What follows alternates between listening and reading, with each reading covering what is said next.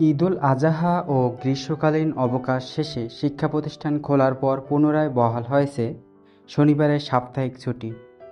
কিন্তু আগামী ৩ জুলাই থেকে ষান্মাসিক মূল্যায়ন শুরু হচ্ছে। ফলে মূল্যায়নের জন্য যদি শনিবার নির্ধারিত হয় তবে সেদিন শিক্ষা প্রতিষ্ঠান খোলা রাখতে হবে।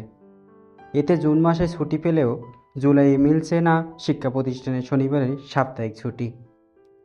বৃহস্পতিবার ২০ জুন শিক্ষা মন্ত্রণালয় মাধ্যমিক ও উচ্চশিক্ষা বিভাগের উপসচিব মোসাম্মৎ রহিমা আক্তার সই করা প্রজ্ঞাপনে এই নির্দেশনা দেওয়া হয়েছে। এর আগে শৈত্যপ্রবাহ ও তীব্র তাপপ্রবাহের কারণে শিক্ষা প্রতিষ্ঠান বন্ধ ছিল, ফলে বড় আকারে শিক্ষণ ঘাটতি তৈরি হয়। এতে নতুন শিক্ষাক্রমে মূল্যায়নেও বড় সমস্যা পরিলক্ষিত হয়।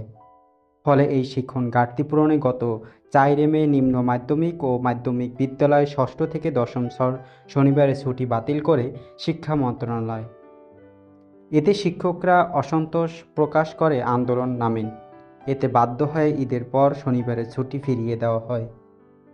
শিক্ষা মন্ত্রণালয় এই প্রজ্ঞাপনে বলা হয়েছে, গত ২৫ এপ্রিল জারি করে প্রজ্ঞাপনমূলে সাপ্তাহিক শনিবার শ্রেণী কার্যক্রম ও পাঠদান পরিচালনা সংক্রান্ত সিদ্ধান্ত স্থগিত করা হলো এবং আগের মতো শনিবারের সাপ্তাহিক ছুটি বহাল করা হলো।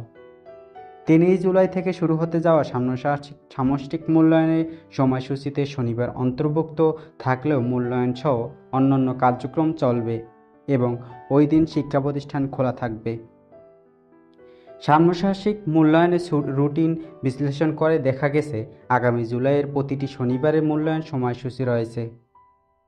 প্রথম শনিবার পড়ছে ৬ জুলাই ষষ্ঠ শ্রেণীর ইংরেজি, সপ্তম শ্রেণী শিল্প সংস্কৃতি, অষ্টম শ্রেণীর জীবন ও জীবিকা এবং নবম শ্রেণীর ইতিহাস ও সামাজিক বিজ্ঞান বিষয়ের মূল্যায়ন অনুষ্ঠিত হবে।